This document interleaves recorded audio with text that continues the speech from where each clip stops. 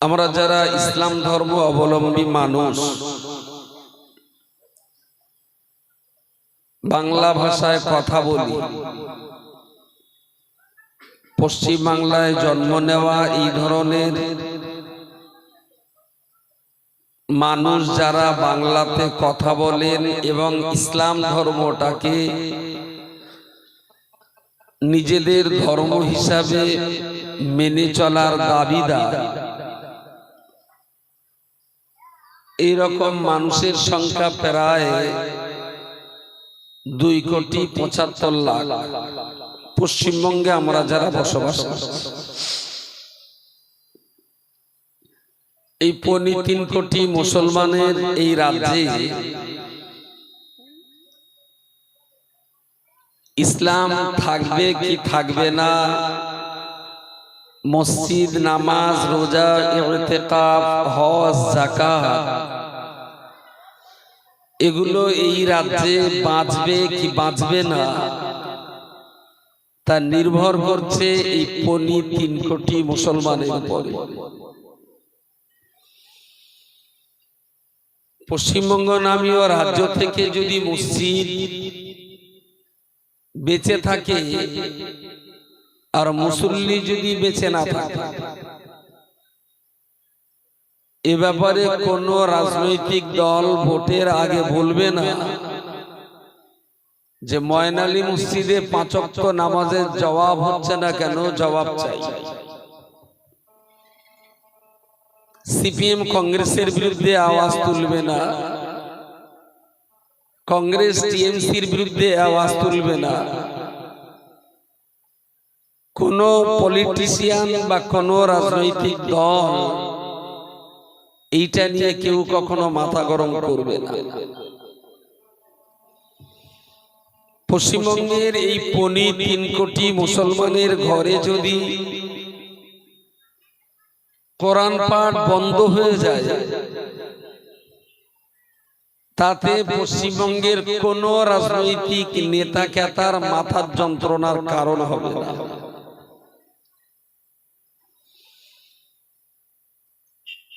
গতকাল বসিরহাট হসপিটালের একটা পরিসংখ্যানে দেখছিলাম, শুধু বসিরহাট হসপিটালে ঈদের দিন মুসলমান মরেছে 8টা, আর ইনজুরির রিপোর্ট 200-র অধিক। এইরকম একটা ঈদের স্রোতে টানে উন্মাদনায় গরু আর গাধার মতন বাইক চালিয়ে 8টার জায়গায় যদি 800 মুসলমানও মরে, তাতে কোন দলের মাথার যন্ত্রণার কারণ থাকবে না। সারা বছরে বসিরহাটের আবগারিতে যে পরিমাণ মদ বিক্রি হয়েছে, শুধু ঈদের দিনে তার 3 ভাগের 1 ভাগ মদ বিক্রি হয়েছে। এ ব্যাপারে কারোর মাথার যন্ত্রণার কারণ থাকবে না। তো ইসলামটা আসলে এই রাজ্যে থাকবে কি থাকবে না, ভালো থাকবে না খারাপ থাকবে, মুসলমানের হাতে কোরআন থাকবে না চুল্লুর বোতল থাকবে, মুসলমান মসজিদে ভিড় জমাবে না মাটিয়াতে ভিড় জমাবে, এ ব্যাপারে কোন নেতা কেতার কোন মাথার যন্ত্রণা থাকবে না। তবে এই রাজ্যের ধর্মীয় আঙিনায় মাতব্বরি ফলানো যারা আলেম নামের দাবিদার, নিঃসন্দেহে আল্লাহর কাছে তাদের কঠিন প্রশ্নের মুখে দাঁড়াতে হবে। ধর্মগুরু হিসাবে, ধর্মীয় নেতা এবং লিডার হিসাবে, কুল্লুকুম রাঈন ওয়া কুল্লুকুম মাসউলুন আন রাইয়াতিহি, তোমরা সবাই হলে একজন রাখাল, আর তোমাদের সবাইকে হাসরের মাঠে নিজের দায়িত্ব আর কর্তব্য সম্পর্কে প্রশ্ন করা হবে। তুমি তোমার দায়িত্ব ঠিকঠাক পালন করেছিলে কিনা। ঠিক সেই জায়গায় দাঁড়িয়ে এই সমস্ত ধর্মসভাগুলো জাতি গঠনে, সমাজ গঠনে, জাতির ভবিষ্যৎ মেরুদণ্ড সোজা করবার ব্যাপারে এই সমস্ত ধর্মসভা এবং ধর্মসভার কমিটির সদস্য মণ্ডলী তারা কি রকম দায়িত্ব পালন করতে পারে তা অত্যন্ত বিবেচ্য বিষয়। তাজমহল তৈরি করে বিরাট লাভ হবে যদি তার ভিতরে শাহজাহান আর মমতাজের কবর থাকে। তাজমহল করে লাভ কি হবে যদি শাহজাহান মমতাজের কবর ভিতরে না থাকে। মাথার টুপি, মুখের দাড়ি আর গায়ের জুব্বা, কানে ঈদের আতর আর ঈদের সুরমা চোখে লাগিয়ে মুসলমানের চেহারায় বিরাট উন্মাদনা ভরিয়ে লাভটা কি হবে যদি মুসলমানের ভিতরে ইসলাম না থাকে? লাভটা কি হবে মুসলমানের? মাথার টুপিরও বাহার আছে, চোখে সুরমারও বাহার আছে, কানে এখন ঈদের আতর লাগানো আছে। পুলিশকে যদি মাটিয়ার ব্রিজের নিচে থেকে আসামিদের অ্যারেস্ট করে আনতে হয়, তাহলে এর চাইতে লজ্জাজনক, বেলজ্জেটে, বেহায়ার ঈদ আর কি হতে পারে? কত বড় বড় নির্লজ্জ, বেহায়া, বেলেলেপনা, অসভ্য আর অপাঙ্গেয় না হলে ঈদের আতর কানে দিয়ে মুসলমানদের অ্যারেস্ট হতে হচ্ছে ব্রিজের নিচে থেকে। কেন মুসলিম জাতির এই করুণ পরিণতি? কেন মুসলিম সমাজের এই ভয়ঙ্কর রকমের দুরবস্থা? আর এই দুরবস্থা হওয়ার পিছনে কারণটাই বা কি? আর নিবারণের ওষুধটা কোথায় পাওয়া যাবে? আর সেই ওষুধ প্রয়োগের পদ্ধতিটাই বা কি? যে ওষুধ প্রয়োগ করলে এই সমাজ ধীরে ধীরে ধীরে ধীরে আস্তে আস্তে আস্তে আস্তে আবার তারা জাহান্নামের পথ ছেড়ে দিয়ে জান্নাতের পথটা ধরতে পারবে। খুবই দুর্ভাগ্যজনক জাতির জন্য। প্রিয় শ্রোতা বন্ধুগণ, আজকের এই ধর্মসভাটার আয়োজন করতে কিছু কম বেশি কেরামারটা ব্যয় হতে পারে 30-40 খরচের কথা বলছে, 40-50, তার চেয়ে বেশি না কম? 50-এরও বেশি, 60,000 টাকা খরচা আছে আজকের এই ধর্মসভায়। রোজা গেল, ঈদের জামা কাপড় কেনাকাটা, ফিতরা দেওয়া, যাকাত দেওয়া, নফল দান সাদকা করা, এসব কিছু করার পরপরই ঠিক ঈদের একদিন পরেই এই বিরাট ব্যয়ভার বহন করা একেবারেই সোজা সাপটা ব্যাপার না। কারণ রোজার ঈদ পেরিয়ে আসা মানে প্রত্যেকটা পরিবার বিরাট একটা খরচের পাহাড় পেরিয়ে এসেছে। তারপরে সেই রিক্সাওয়ালা, মুটে মজুর, ফুচকা বিক্রেতা, ফেরিওয়ালা, গোশ বিক্রেতা, এই ধরনের খেটে খাওয়া মানুষদের 70,000, 60,000 টাকা এক জায়গায় করে তবে একটা ধর্মসভার আয়োজন হয়। বলা যেতে পারে এর 100 টাকা মানে একটা একটা মুসলমানের গায়ের এক এক ফোঁটা রক্ত, তাই না? 60,000 টাকা এক জায়গায় করতে গেলে বুকে মাটি ঠেকে যায়। আমার মতো হাঙর আর কুমির এসে 1 ঘন্টা বক্তৃতা করে 22,000 টাকা নিয়ে গেলাম। জাতির রক্তে যে ক্যান্সার আর ভাইরাস ছিল তা পবিত্র আর ভালো হলো কিনা হলো তা দেখার সময় আমার নেই। আমি জলস্থি এক কাঁদি কলা পেলে আমার খুব গাল ডালে এক গাল খাওয়া।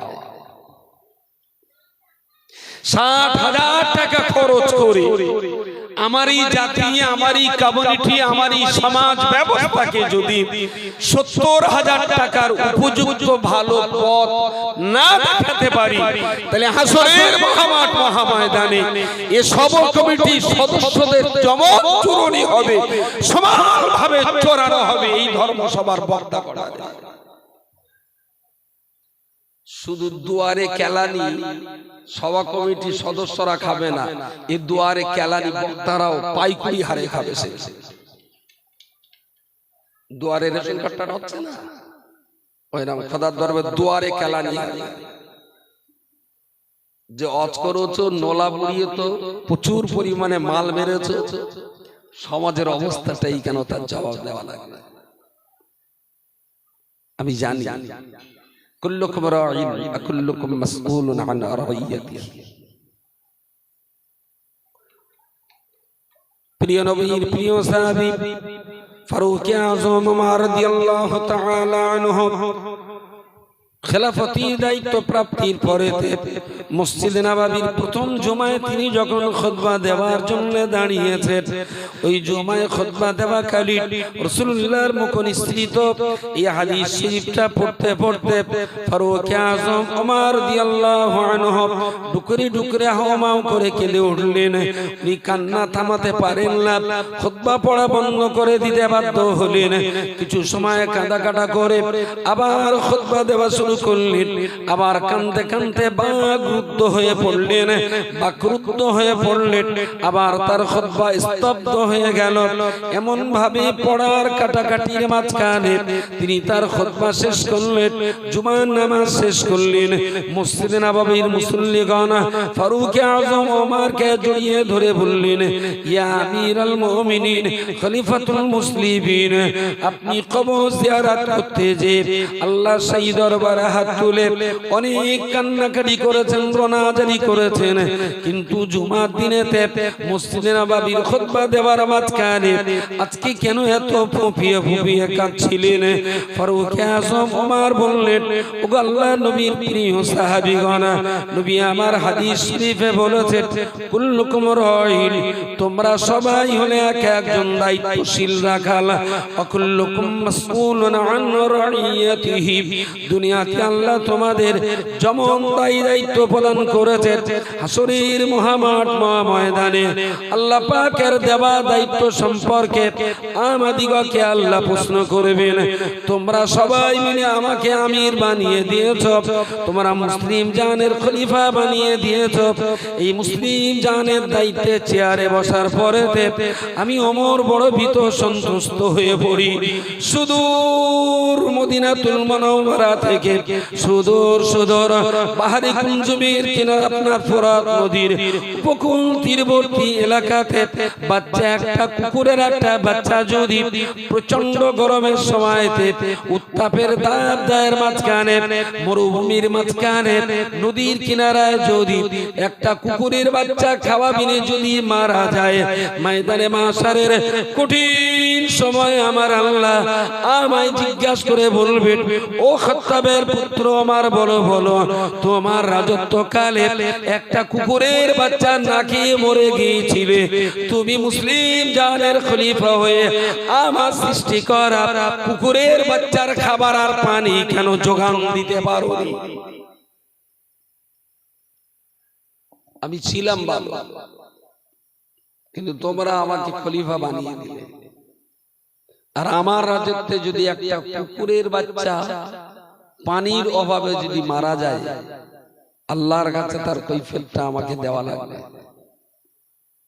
আমি পাহাড় সম দায়িত্ব মাথায় নিয়ে খুতবা দিতে দিতে ওই হাদিসটা পড়তে পড়তে কাঁদছিলাম যে হাসরের মাঠে ওমর যখন প্রশ্নের বুকে ধরা পড়বে, তখন ওমরকে ছাড়াবার কেউ হবে না। সবাই মিলে আমি ওমর আমাকে খলিফা বানিয়ে দিতে পারে, কিন্তু আল্লাহর প্রশ্নের বুকে ওমর যখন জবাব দিতে পারবে না, মদিনার কোন মানুষ সেদিন ওমরকে ছাড়াতে যাবে না। তাই আমি কাঁদছিলাম যে আমার উপায় কি। তাহলে যে রাজ্যের রাজা একজন মুসলমান হন, তিনি এতটাই দায়িত্বশীল আর দায়বদ্ধতা রাখেন তার রাজত্বের একটা কুকুরের বাচ্চা মরে গেলেও আল্লাহর কাছে জবাব দিতে হবে, কারণ এই কুকুরটা অন্য কেউ সৃষ্টি করেনি, ওদের সৃষ্টিকর্তা তো আল্লাহ। আমি কেন তার জান প্রাণের নিরাপত্তা দিতে পারি? আচ্ছা, একটা কুকুরের বাচ্চা সম্পর্কে যদি হযরত ওমর রাদিয়াল্লাহু আনহুর এই চিন্তা চেতনা ভাবনা হয়, তাহলে মানুষের বাচ্চা নিয়ে হযরত ওমরের চিন্তা চেতনা কতটা ছিল? বহুত ছিল। তা ওজন করার পরিমাপ যন্ত্র আমাদের হাতে নেই। হযরত ওমর রাদিয়াল্লাহু আনহু মাঝে মাঝে রাত্রিবেলা নিজের বেশভূষা ছেড়ে দিয়ে একটা রূপক ধরনের বেশভূষা জামা কাপড় পরে রাজত্বে বেরিয়ে পড়তেন, তার এলাকার মুসলমানদের স্বাভাবিক অবস্থা দেখার জন্য, যে কি অবস্থায় আমার দেশের জনগণ কাল যাপন করছে। দেখলেন গভীর রাতে একটা বাড়িতে একজন মহিলার আর্তনাদের আওয়াজ। হযরত ওমর আস্তে আস্তে বাড়ির দেওয়ালের পাশে গিয়ে দেখলেন যে বাড়িতে একজন মহিলা যেন দেখতে পাচ্ছেন না তো, শব্দটা শুনছেন, কঠিন কষ্টে আছে। হযরত ওমর বাড়ির বারান্দায় দাঁড়িয়ে সালাম করলেন, আসসালামু আলাইকা ইয়া আহলাল বাইত, হে বাড়িওয়ালা, তোমাদের উপরে আল্লাহর রহমত বর্ষণ হোক। ভিতর থেকে একজন পুরুষ সালামের জবাব দিলেন, বাইরে আসলেন। ওমর জিজ্ঞেস করলেন, এত রাত্রিতে তোমার বাড়ির এই শব্দটা হচ্ছে কেন? বললেন, আমার স্ত্রীর ডেলিভারি যন্ত্রণায় ছটফট করছে, আমি তার স্বামী, আমি তার কোনো উপকারও করতে পারছি না, আবার তাকে ফেলে রেখে চলেও যেতে পারছি না। তার এই কষ্ট দেখে আমাকেও কষ্ট পেতে হচ্ছে, কিন্তু কষ্ট নিরাময় করার কোনো পদ্ধতি আমার জানা নেই। হযরত ওমর বললেন, অপেক্ষা করো, আমি আসছি। ছুটে বাড়িতে চলে এলেন, স্ত্রীকে ঘুম থেকে ডেকে তুললেন, বললেন, এত রাতে আপনি চিৎকার করছেন? বলে, ওঠো, আল্লাহর জান্নাতের দুয়ার এই গভীর রাতে আল্লাহ উন্মুক্ত করে দিয়েছেন। চলো, যদি জান্নাতে যাওয়ার ইচ্ছা থেকে থাকে, জান্নাত পাওয়ার মতো একটা সুযোগ আল্লাহ আমার সামনে উন্মুক্ত করে দিয়েছেন। সুবহানাল্লাহ। স্ত্রী কোনো কিছু জিজ্ঞেস করার আগেই বললেন, কিছু ছেঁড়া করা ন্যাকড়া সঙ্গে নাও, একটু তেল নাও, একটু পানি গরম করে নাও। তার মানে বাচ্চা প্রসব ডেলিভারির সময় যে প্রয়োজনীয় জিনিসগুলো লাগে সেগুলো স্ত্রীকে নিতে বললেন। উনি সংগ্রহ করে নিলেন, দৌড়ে দৌড়ে সেই বাড়িতে যাচ্ছেন আর বলছেন, শোনো, আজকে যে বাড়িতে যাচ্ছি ওই বাড়িতে একজন স্ত্রী ডেলিভারি পেনে কষ্ট পাচ্ছে, তার স্বামীটা কোনো উপকার করতে পারছে না। ব্যাপারটা আমি শুনে আমিও সমাধান করতে পারি, তাই যেহেতু তুমি একজন নারী, তুমি নিশ্চয়ই এই সমস্যার সমাধান দিতে পারো, তাই তোমাকে নিয়ে এসেছি। এই বাড়ির ভিতরে শিগগিরই যাও, যে দেখো কিভাবে তাকে এই কঠিন সময় তার পাশে দাঁড়িয়ে উপকার করা যাবে।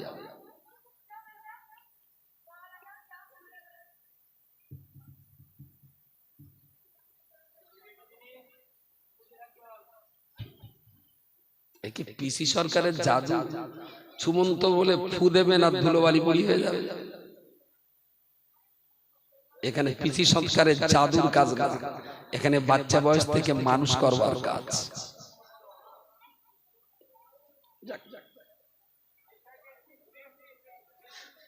রাস্তার উপরে সমাধান কোন আর কোনো জায়গা নেই, তাহলে পুকুরের উপরে প্যান্ডেল করেন। তাজমহল যদি পুকুরের উপরে হয়, এক বছর প্যান্ডেল করেন না পুকুরের উপরে, স্টারিং আপনার এরকম এরকম করে দিতে হবে, সেন্টারিং করে দিতে হবে। উনি বসতে পারবেন না, একটা চেয়ার দেন যদি ওনার সুবিধা হয়। হেঁটো টেটো ঠিক আছে, বসে। হযরত ওমর রাদিয়াল্লাহু আনহুর স্ত্রী মহিলার ঘরের ভিতরে চলে গেলেন। পুরুষ মানুষটাকে বললেন, আপনি যান। ওমরের স্ত্রী তার ঘরের ভিতরে ঢুকে তার পরিষেবা, তার পরিচর্যা, যা কিছু দেওয়ার সবকিছু দিয়ে আচমকা চিৎকার করে উঠলেন, ইয়া আমিরাল মুমিনিন, ইয়া আমিরাল মুমিনিন, হে মুমিন মুসলমানদের লিডার, মুমিন মুসলমানদের আমির বা নেতা, তার মানে কাকে বলা হচ্ছে? হযরত ওমর রাদিয়াল্লাহু আনহু কে বলছেন। আল্লাহ পাকের বড় করুণা হয়েছে, আল্লাহ পাকের বড় দয়া হয়েছে, আপনি যে বাড়িতে খেদমত আর পরিষেবা দেওয়ার জন্য আমায় নিয়ে এসেছেন, এই মাত্র এই বাড়িতে এই ভদ্র মহিলা সুন্দর ফুটফুটে একটা পুত্র সন্তান প্রসব করেছেন। যেই না কথাটা বলা, এদিকে ওমর রাদিয়াল্লাহু আনহু তিনিও আলহামদুলিল্লাহ বলে চিৎকার করে উঠলেন। বাইরে অপেক্ষায় থাকা ওই স্ত্রীর প্রসূতি স্ত্রীর স্বামী তিনিও চিৎকার করে উঠলেন।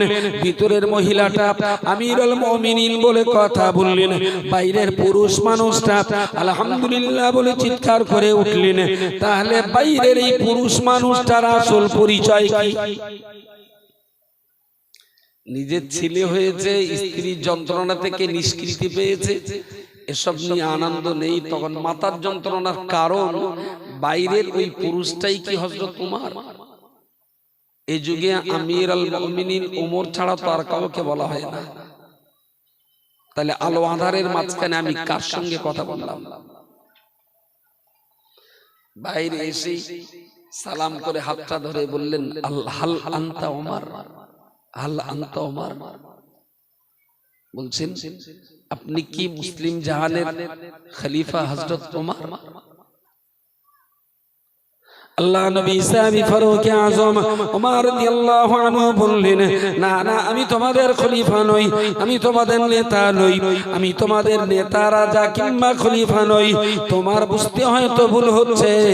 আল্লাহ পাক রব্বুল আলামিন খাত্তাবের পুত্র ওমরকে মদিনার জনগণের খাদেম সেবক করে পাঠিয়ে দিয়েছেন। না না, তোমরা আমায় আমির বলো না, আমি তোমাদের নেতা রাজা নই, আমাকে আমার আল্লাহ তোমাদের জন্য সেবক বানিয়েছেন। জোরে সোরে বলুন সুবহানাল্লাহ।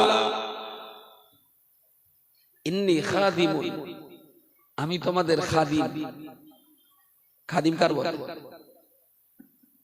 বলেন বলেন। যারা খায় না, যারা খাওয়ায়, যারা তাদের কি বলে জানেন তো? খাদিম না, আমাদের দেশে কি বলে? যে দেওয়া তার কি বলে? শুধু খাদেম না, আর কিছু? খাদিমদার নাকি একটা বলে না? খাদিমদার বলে। অ্যাকচুয়ালি এই শব্দটা ঠিক না। খাদিম শব্দটাই পরিপূর্ণ শব্দ। খাদিম মানে সেবক। কখনো কখনো দেখবেন কোন ইশতেহারের নিচে, কোন আবেদনের নিচে লেখা থাকে খাদিমুল ইসলাম মুহাম্মদ অমুক, তার মানে ইসলামের সেবক, ইসলামের সেবক। আর দার শব্দটা হলো ফার্সি শব্দ। খাদিমদার মানে ওই খানিকটা ওই মায়ে জমজমের পানি পানি, বুঝতে পারেননি? মালাইকা ফেরেশতা এখনো বোধহয় ক্লিয়ার হয়নি।